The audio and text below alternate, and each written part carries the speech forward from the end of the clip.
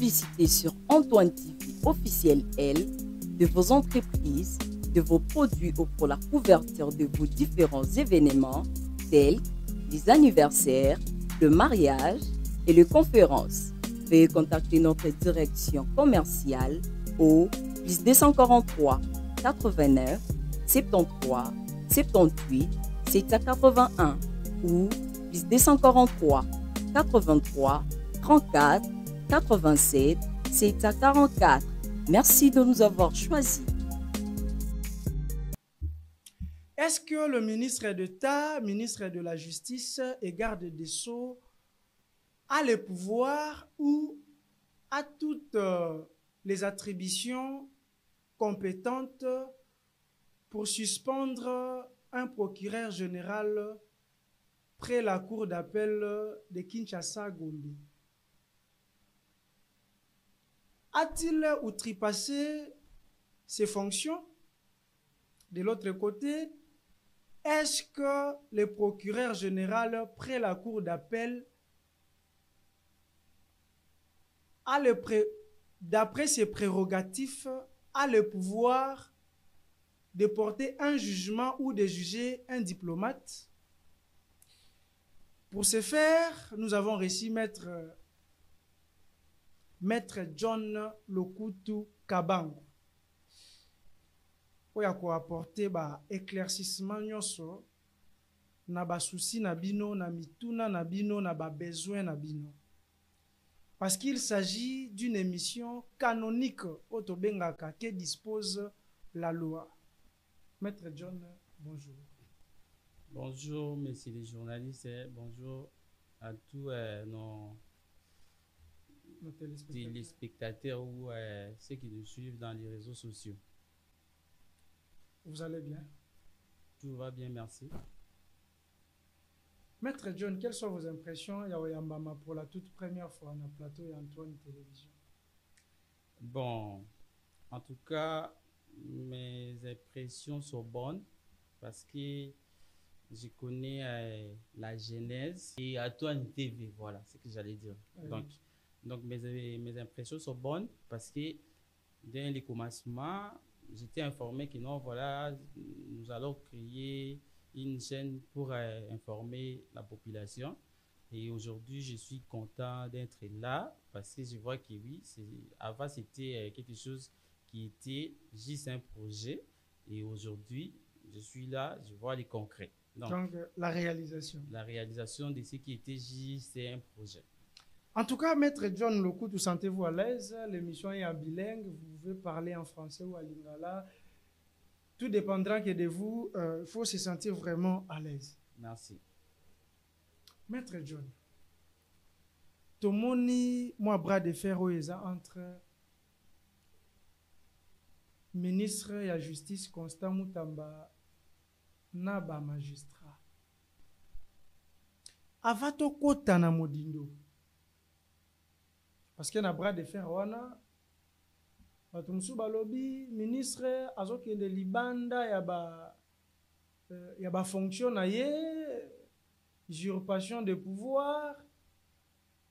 Misu balobi non Congo ezwi nde chance parce que ezwi ministre oyo ayebi nde penza musala na ye. Donc ayebi penza ke ngai musala na ngai bandi awa esukeli awa. Avant ce kota na modindo, appareil judiciaire eza nini? Parce que toujours oh koto appareil judiciaire eza ba avocat baza na kati, oh ba magistrat baza na kati, oh to ebite soki pena ministère pe eza na kati. Alors la population congolaise baza vraiment na posa ya koyeba na bokebi nyonso appareil judiciaire eza en réalité nini? Eza composé na ba nani ba organe nango réellement eza. Bon, merci pour la parole, monsieur le journaliste. Oui, la question elle est pertinemment posée.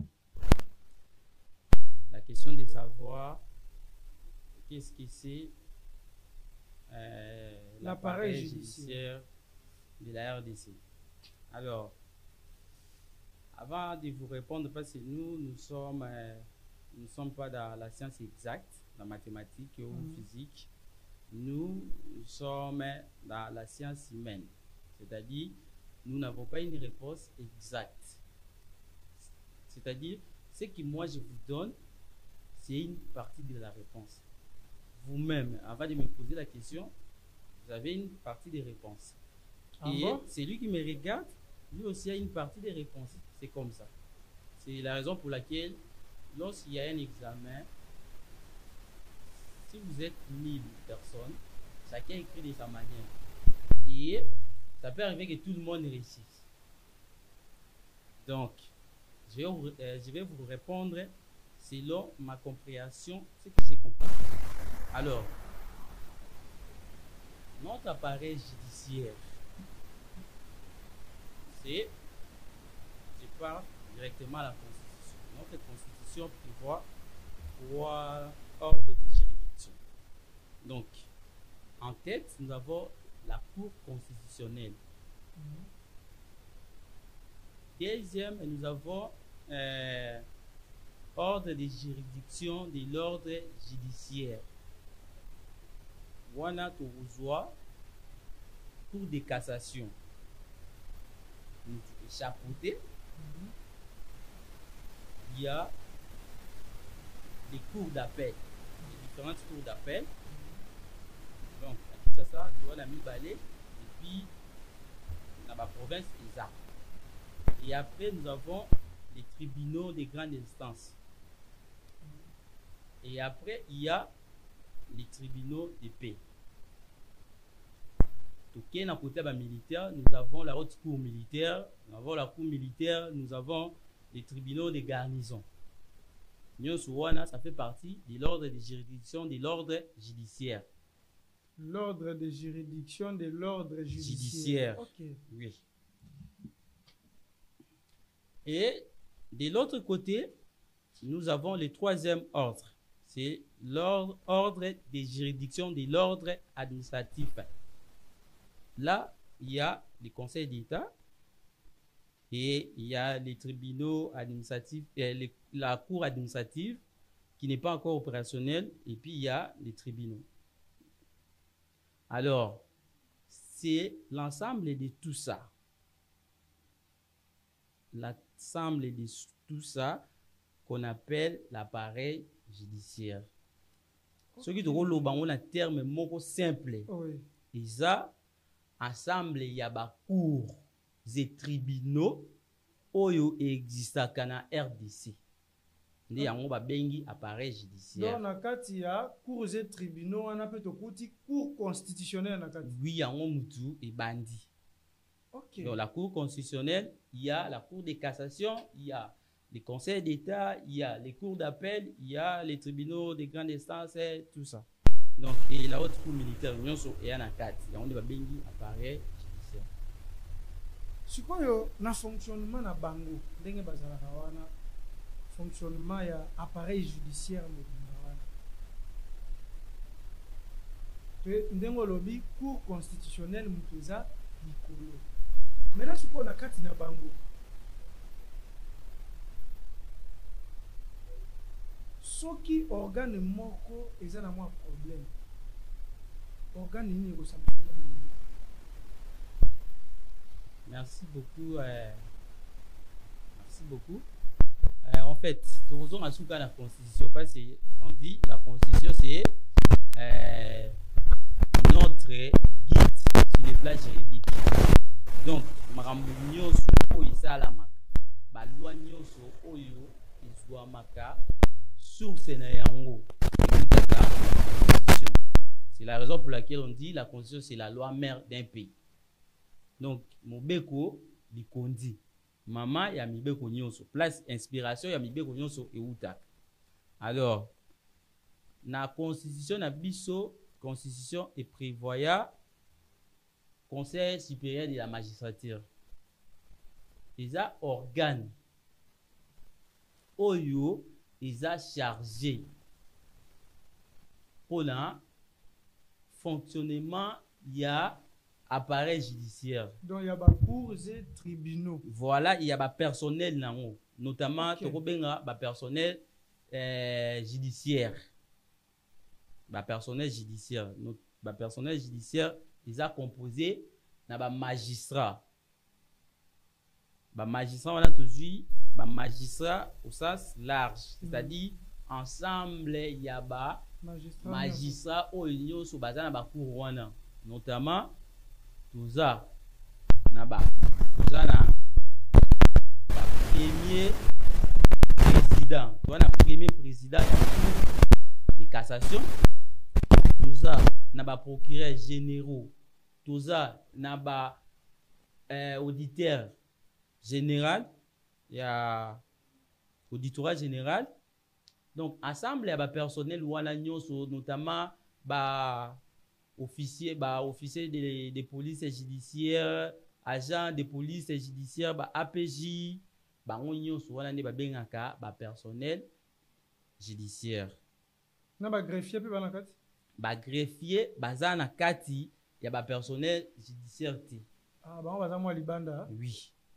Alors, la question maintenant de savoir au cas où ba personnel wana incompréhension désordre moko et bimi na kati qui est habilité ya ko sanctionner. La réponse est simple, c'est le Conseil supérieur de la magistrature. Ce qu'on a Conseil supérieur de la magistrature wana tozokuta ba représentant ya chaque organe na kati. Bon, parce que makambo nyonso na oloba iza na loi. Alors, pour na ko kuta makambo nyonso o na oloba esengeli ko analyser loi oyo etali statut ya ba magistrat parce qu'il y a onde et prévoir pe Conseil supérieur de la magistrature. Alors na kati ya loi wana président, donc ba membre il y a Conseil supérieur de la magistrature et ça ba personnel jury, ba personnel judiciaire, notamment ba magistrat. C'est la raison pour laquelle actuellement le président c'est le premier président de la Cour constitutionnelle. C'est lui le président. Ouais, c'est lui le président du Conseil supérieur de la magistrature. Et ils ont composé quand au magistrat, au magistrat, juge, bango mutu, ils ont composé na bango mutu composé nini Conseil supérieur Conseil supérieur de la magistrature, voilà, oui. Alors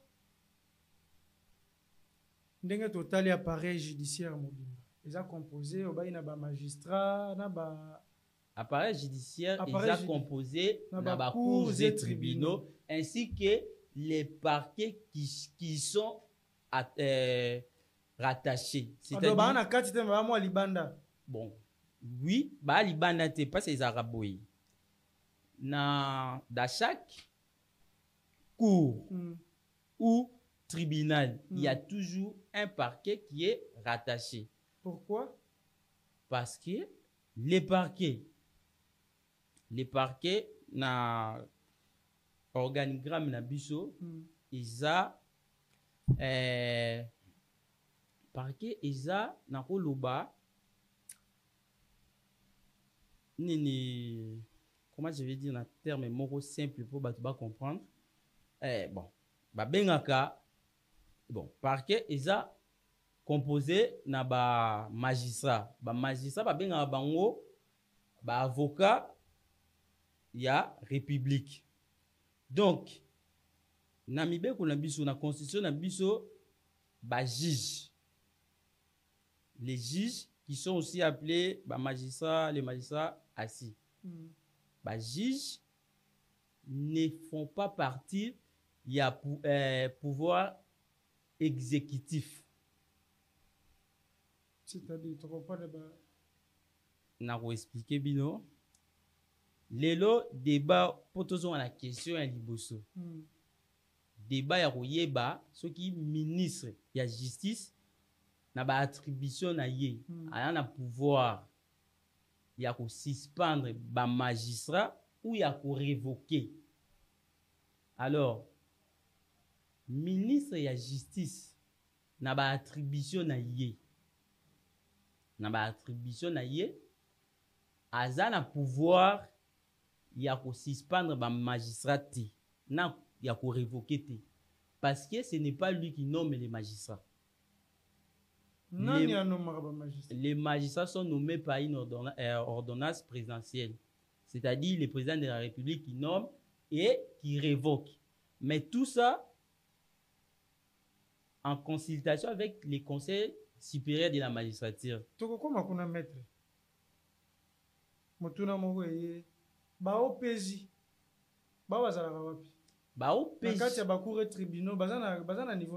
OPJ ndenge na uta ikoloba OPJ baza ba personnel judiciaire, donc ba dépendaka na ministère ya justice. Okay. On les appelle les officiers de police judiciaire, donc il y a mot judiciaire na suka. Donc ba OPJ baza soki tokoloba on a ma terme moko vigueur, baza neti bana bitinda ya ba magistrat,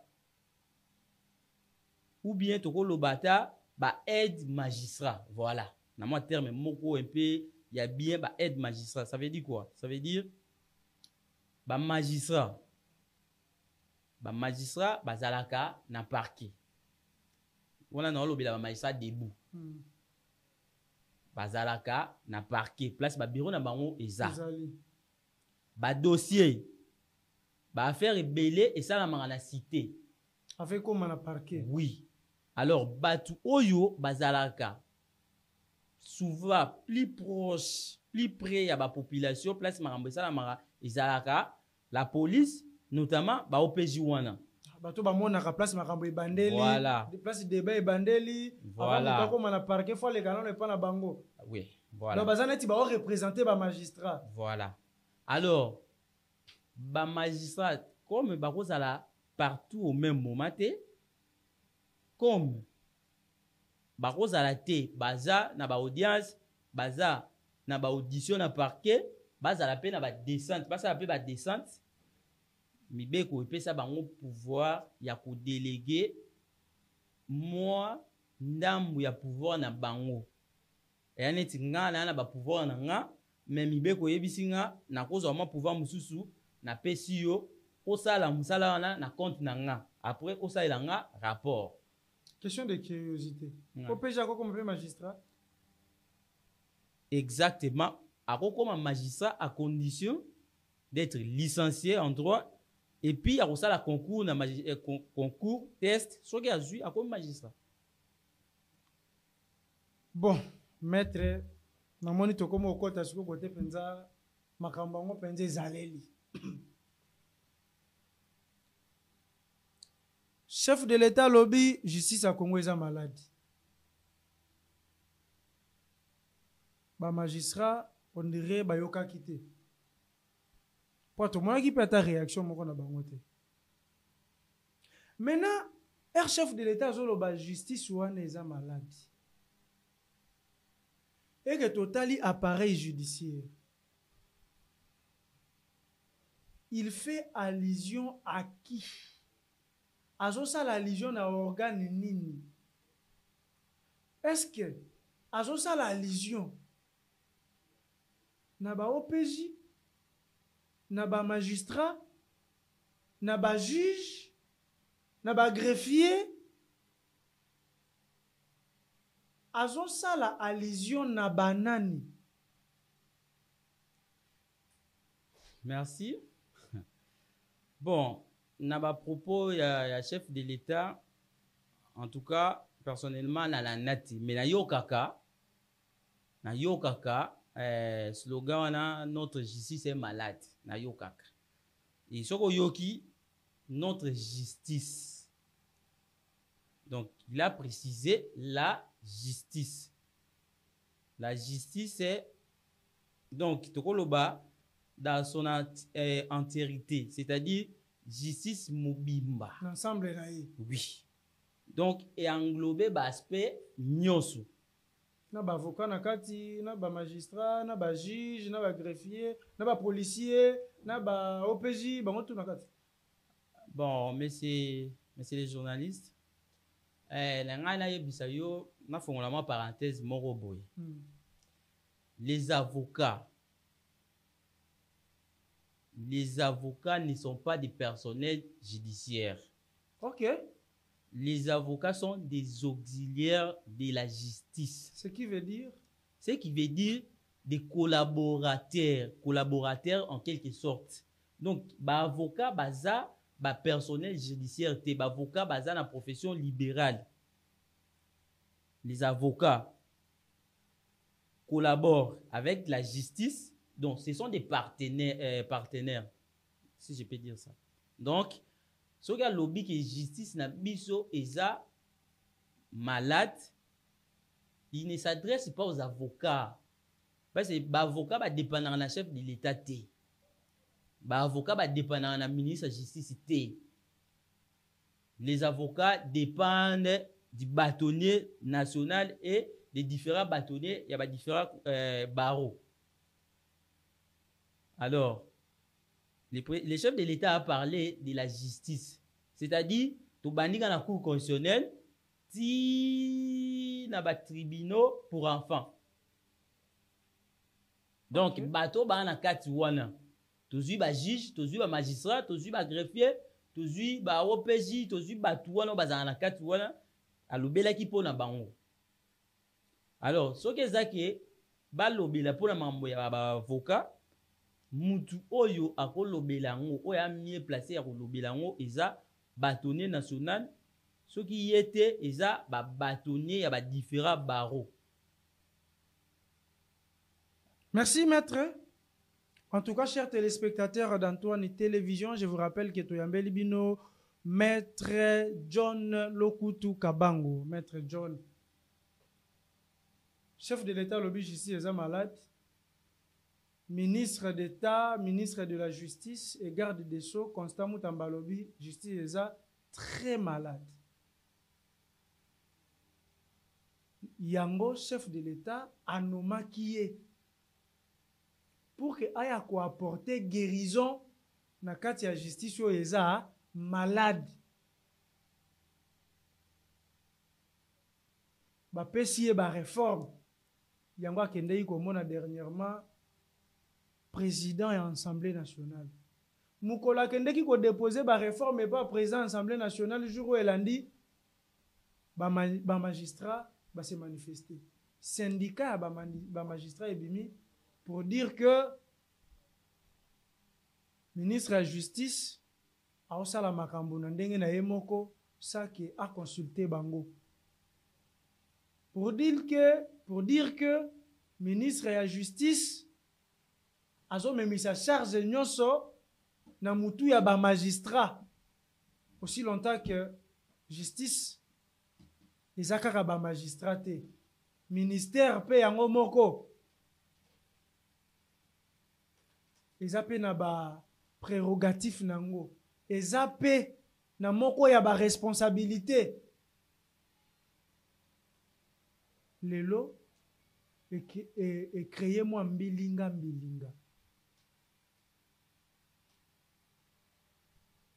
tokosuka wapi nani aza na tort nani aza na raison qui dit mieux? Merci. Bon, président Nabiso Alobaki, notre justice est malade. Ministre de la Justice, qui est aussi un avocat, Alobi, notre justice est très malade. Voilà. Bon, entre les deux, en tout cas, je crois que Bangonyoso, Baza, n'a point de vue moko. Il y a quelque chose qui ne va pas dans justice Nabiso. Mais le problème, c'est de savoir, notre justice est très malade. Sur quel point? Parce que justice, quand on dit justice, justice c'est ça, nini. Alors nga nako expliquer mukie justice eza nini. Musala oyo ba personnel judiciaire basalaka. Ndeko journaliste. Nde tovandi boye na pesa exemple tovandi boye bakuluna bakoti. Ba saccager plateau na yo, ba dérober ba matériel mususu ba kena ngo. Alors, la police est pour et ça là constant. La police est et ça lit constant. Et ça lit constant. Il mène ba enquête et kangi ba coupable. Alors, et bengi responsable na kangi ba coupable bazao. Olingi ici c'est ça là nini. Ici c'est ça musa nango. Azui batu o akangaki atini bango na parquet. Bakomi na parquet. La police et pas na bango bazalaka na pouvoir ya ko retenir batu pendant 48 heures. Baké na batu na parquet. Alors, il y a un principe, il y a un magistrat au lobby, les ministères publics instruits à charge et à décharge. Ça veut dire quoi? Ça veut dire ceux qui magistrat kangi yo bafundi oke au violé ou au yibi ou bien au bomi. Magistrat a reçu kaka wana te nako zuaka makambo o ba yebisi ke au bomi ou au yibi. Magistrat a remêlé ba enquête na ye po ayeba atala soki réellement au yibi. Et ceux qui a moni ke au yibi te magistrat osa nini atiki yo. C'est la raison pour laquelle on dit le ministère public instruit à charge ceux qui mbebe za et puis à décharge ceux qui mbebe ate. Voilà. Alors, ceux qui a moni ke mbeba eza a déféré yo devant juge compétent oyo akosambisa yo. C'est que ye asali musala na ye. Omoni to longo to kende to banaki et pas ba OPJ to komi et pas ba magistrat batindi et pas ba juge. Exactement. Ba juge basambisi yo.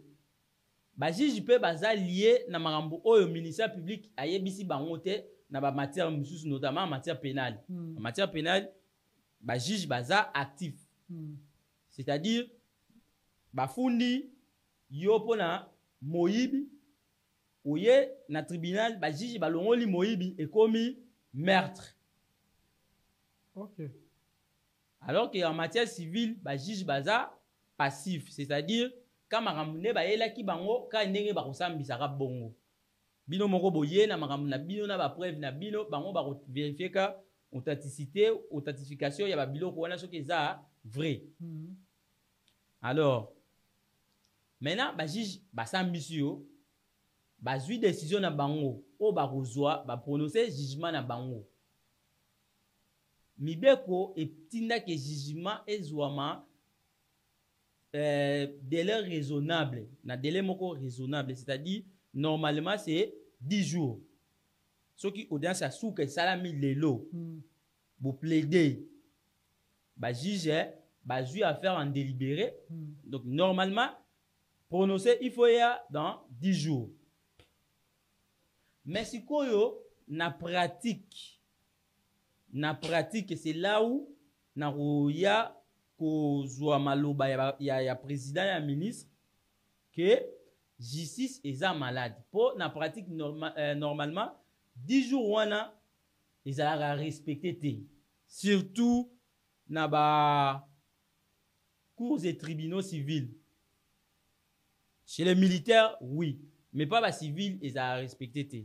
Alors toye barate ezalaka respecté te. Pourquoi? Parce que bazalaka na ba dossier ebele à retraiter ou bien parce que bazelaka ba parti ba solola wana so, ezalaka respecté te ekendeke au délai ya 10 jours ou bien ezalaka avant 10 jours ekendeke 10 jours mais mibeko pe epesa ke bako réduit pe délai wana ya 10 jours mais souvent to monaka ezalaka au delà ya 10 jours donc 15 20 30. Non, même pas 15, 20. Une année, 2 ans. Batebele bana makala wana bamususu basamba te donc yango nde ministre akendeki na prison akei a mené ba enquête, il a trouvé que prison eza na capacité ya muke mais bato batrouvé kuna baza tellement ebele pe basamba te. Exactement ndeka na yebisaki yo eya na bato mususu oyo bazalaka na prison oyo baa lelo na prison bakanga ye na quartier batindi ye na parquet akomi na parquet jeudi na butu na pokwa na tongo mutuka makale ye vendredi na tongo oui mutuka makale ye vendredi na tongo ezwi ye akei makala dossier mutu afundaka alandelaka dossier te magistrat oyo akangaki ye abosali na ye mpe dossier mutu wana ake mpe avandi na makala akovanda na makala ata 20 soki mutu akolandela ya ti c'est que lelo toloba soki balobi justice eza malade c'est que ngambo mingi eza mpe bamagistrat nalobi non seulement pas bamagistrat mais eza na koloba dans tous les niveaux à tous les niveaux mais pourcentage ekoza ndenge moko te pourcentage bon je ne suis pas habilité à couper sa pourcentage parce que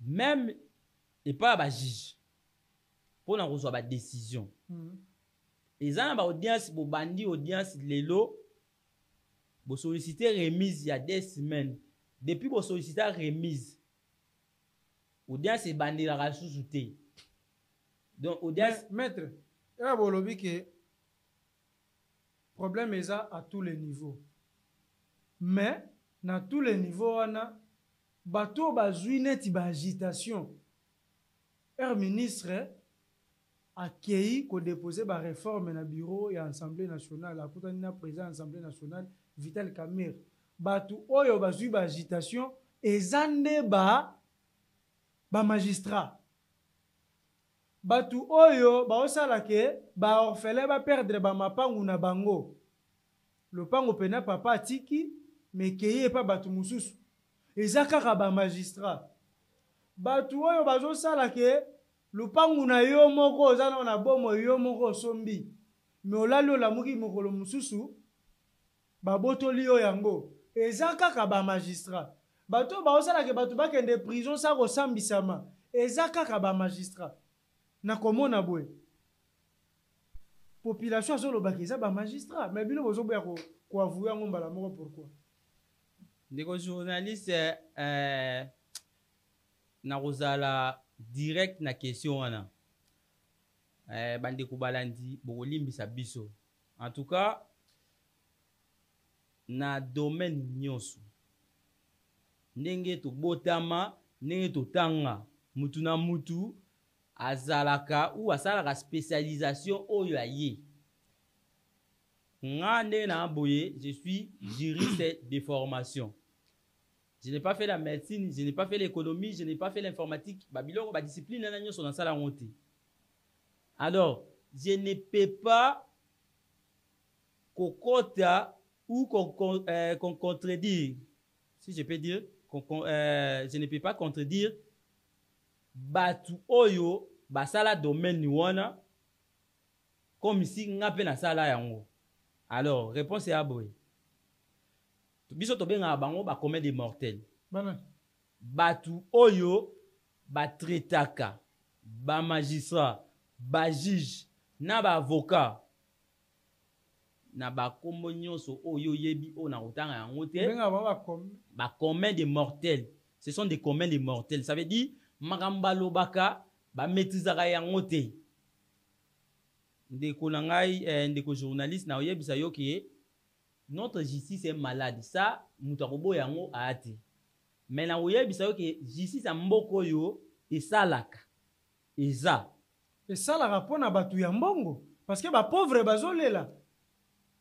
Oviolelenga mwana, menga naza na mbongo te na ke kofunda. Dossier komi na justice et pas ba magistrat, mais muta violaki mwana bimi. Ndeko journaliste esalaka ka pona batu ya mbongo te, esalaka pe pona batu oyo bana na mbongo te.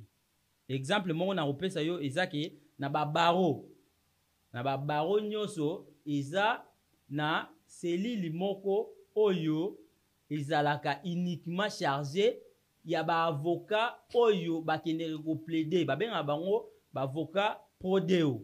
Ça veut dire bakendeke na prison mpona batu oyo bazanga ba moyen, donc tobengaka bango baindigène, tokendeke kuna mpona koplaide ba problème na bango. Vous êtes sûr que service wana na Congo ezo fonctionner? Ce qui ezo fonctionner na Kinshasa na Makala bakuti surpeuplement.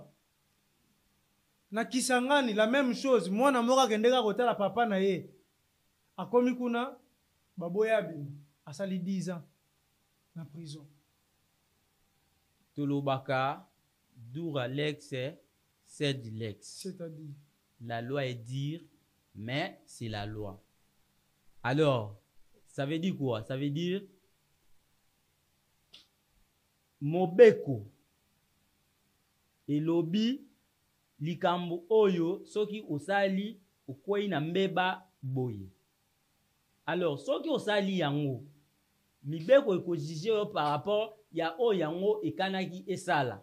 Okoloba ke justice eza mabe parce outaki koloba baobotola batu ba mapangu baotika baorfele. Ndeko na ngai na mboka na biso kozala mukolo eloko mukolo lupangu ezalaka na maloba te.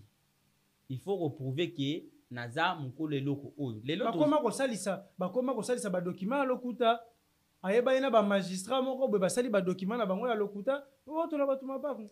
Wana na koboya te na boyi te eza oui mais eloko na oyebisa batu nyonso ba olanda biso so ju problème na yo so moi ko wana ba moyen te ou bien wana mbongo moko ba moyen moko conséquent te, c'est-à-dire mbongo mingi te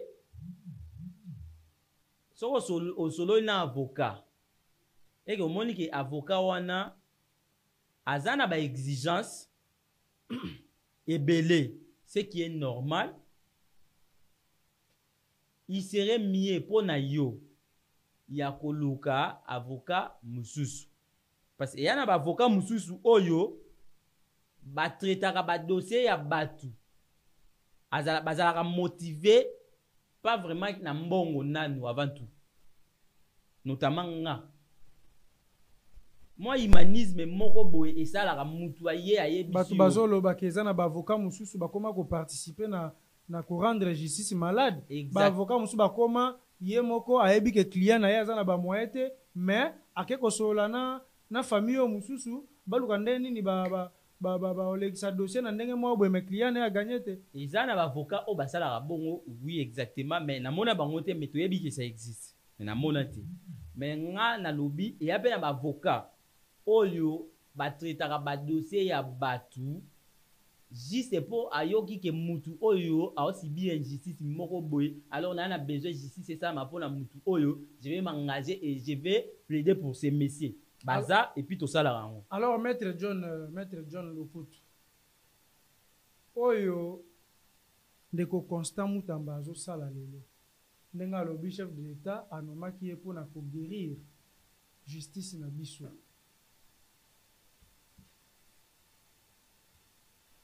Apparemment ba magistrat ba retrouver un mabe. Est-ce que ça la mabe ya solo?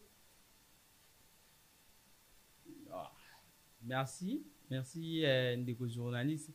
Côté wana c'est vrai que c'est un débat scientifique mais na okota moi mukie na aspect politique.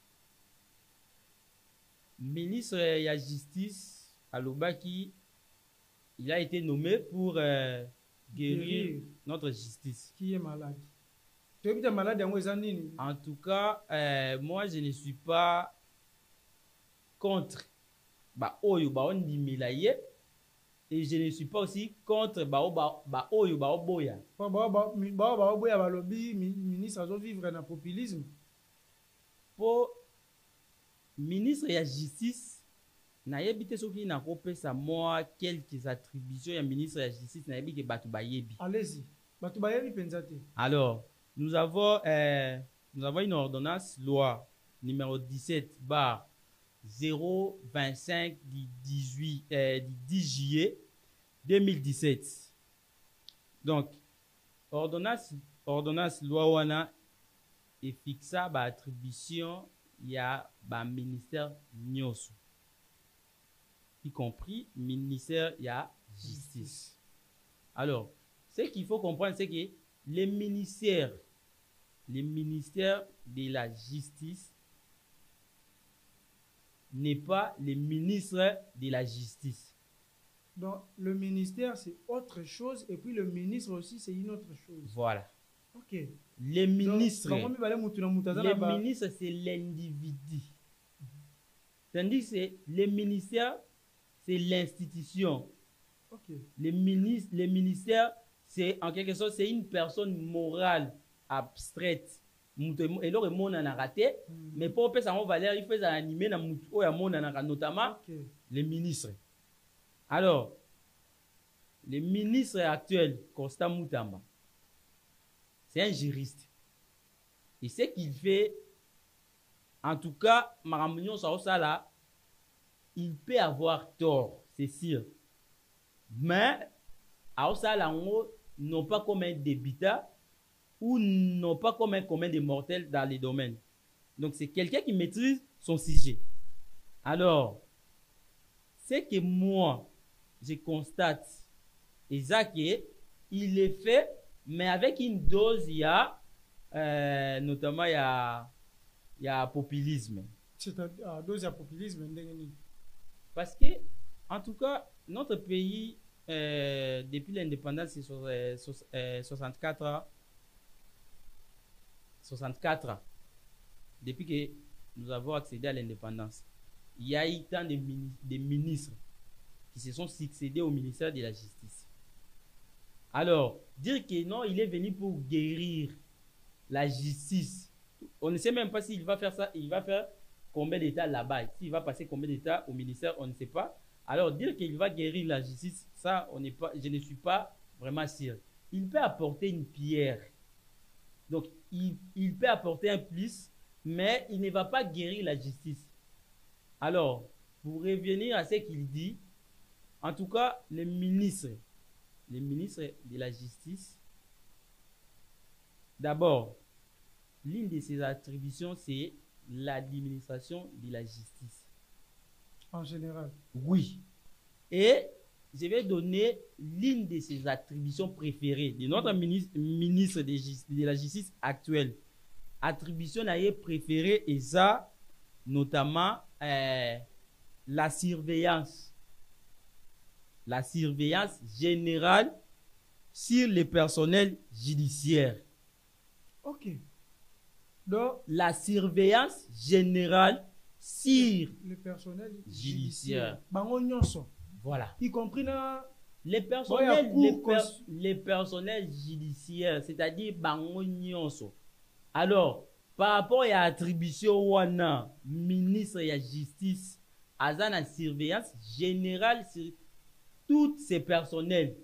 C'est-à-dire, en commençant par le premier président de la Cour constitutionnelle, Tina Souka, Tina magistrat, près le tribunal de paix. Ce qu'on tient à surveiller, pour un objectif. Alors, surveillance, wana eza, on a quoi appliquer politique, il y a gouvernement en matière, il y a justice. Okay. C'est-à-dire, gouvernement à prévoir politique moroboyi pour la justice. Notamment, justice et ça, église au milieu du village. Justice et ça pour la mboka etambola bien. On a politique, il y a gouvernement. Alors que batu oyo ba personnel judiciaire wana il fallait appliquer politique wana bango ba mipesi na ndenge na bango.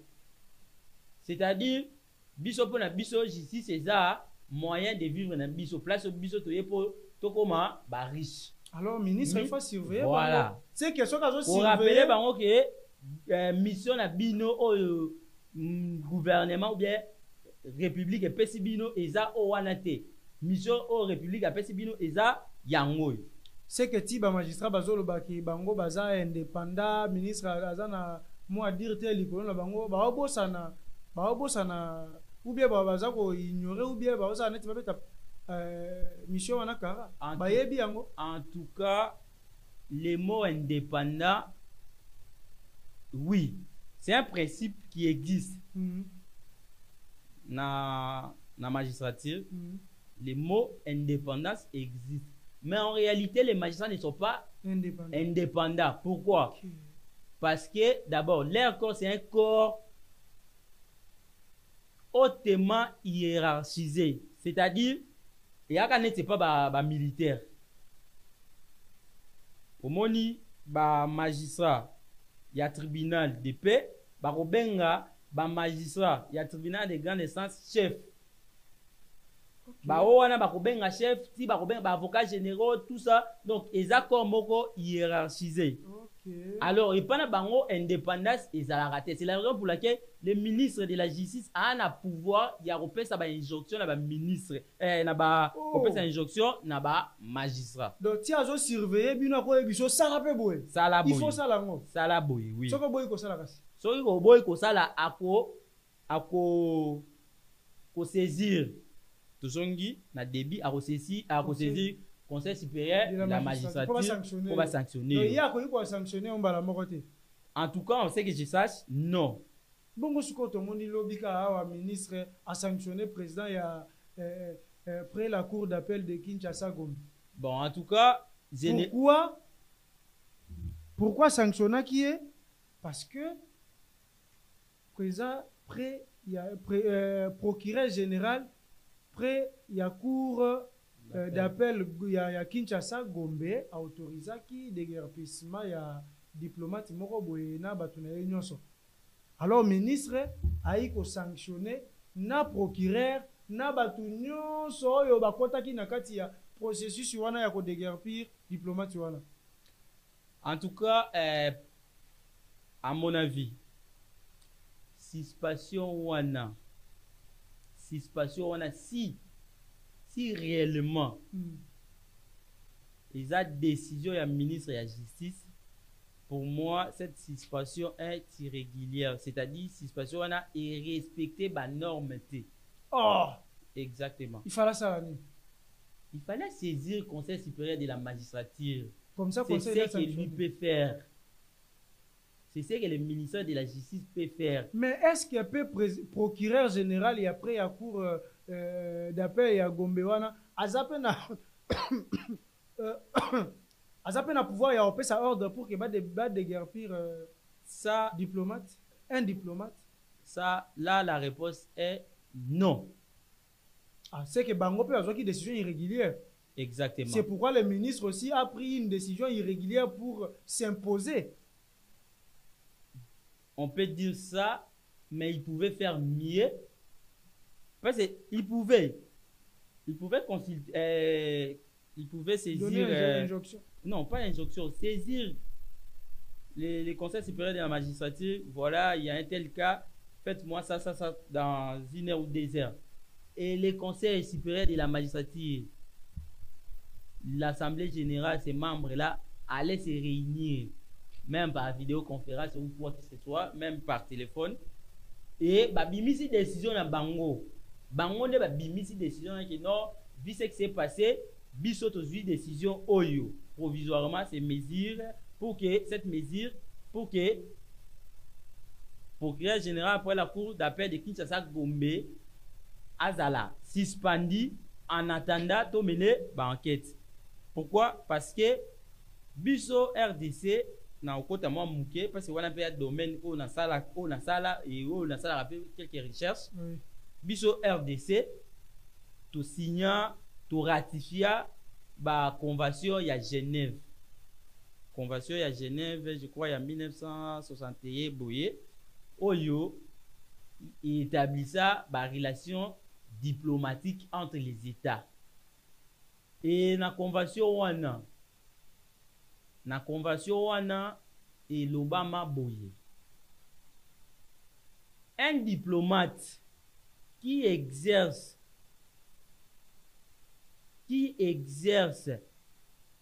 sa fonction dans un pays d'accueil.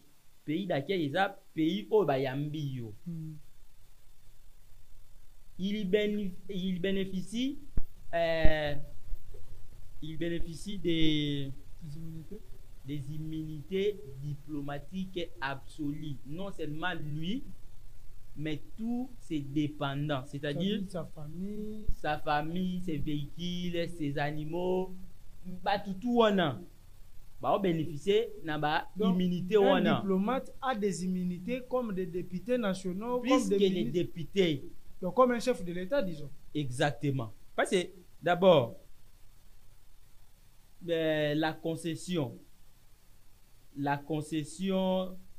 d'une ambassade est inviolable.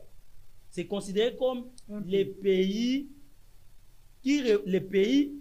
où cette ambassade provient.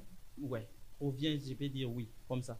Alors, lorsque par exemple ambassade des États-Unis na Congo bo attaquer, c'est considéré comme bo attaquer États-Unis na mabele na ye. Okay. C'est la raison pour laquelle ceux qui ont besoin de se réfugier qui marana na ambassade parce que ceux qui ont na carte ambassade malgré que on na Congo.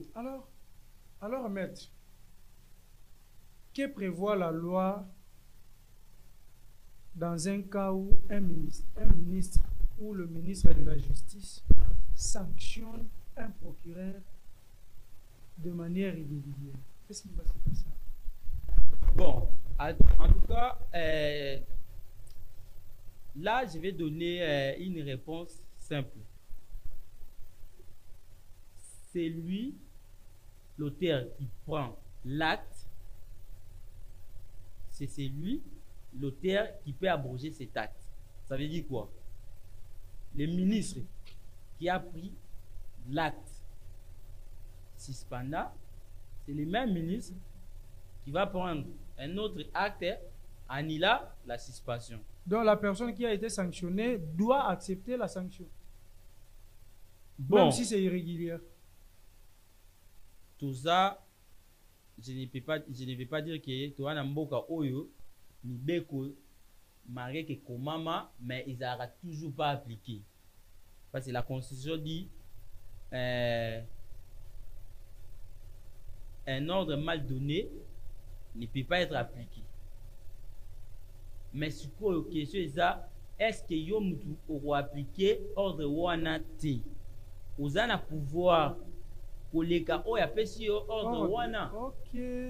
Parce que si vous avez appliqué, vous avez mais en réalité, devant un ordre mal donné, mutu wana oza na droit ya ko appliquer ya ngote. Par exemple, ba biso beta mutu oyo masasi. Mutu asa eloko te beta ye masasi en tant que soldat au robot ya ke na robeta masasi c'est pas c'est ordre na yo eza mal donné. Mais conséquence nango il faut mesurer que conséquence au ndé na boy et koya na sima na ebiti. Alors les ministres oyo apesa ki ordre ou azwa qui décision wana. La question de savoir si il peut être sanctionné, la réponse est non. Ok, merci beaucoup maître John Kabangu, juriste de formation et puis avocat dans un barreau de la place. Que dispose la loi Ekomina Souka? Bon, et donc on le bakisa ezapina eloko obakisa yaka muke toza na ezaki sujet moko na koloba sujet moko très sensible, donc tout se réservé pour na protéger se protéger biso moko et puis na ko protéger bino batuni mituna yo moko yebi makambo oyo utai kokoma ipa mutu moko journaliste moko muninga na bino na RTNC na question aposaki Kofi. Alors on s'est réservé pour ne pas C'est vous avez na makambo susa koloba. Exactement, on a des choses à se dire, on a des choses à dire. Likambo eza vérité, il faut koloba. Prochainement, tokoloba parce que oyo iza ebandeli.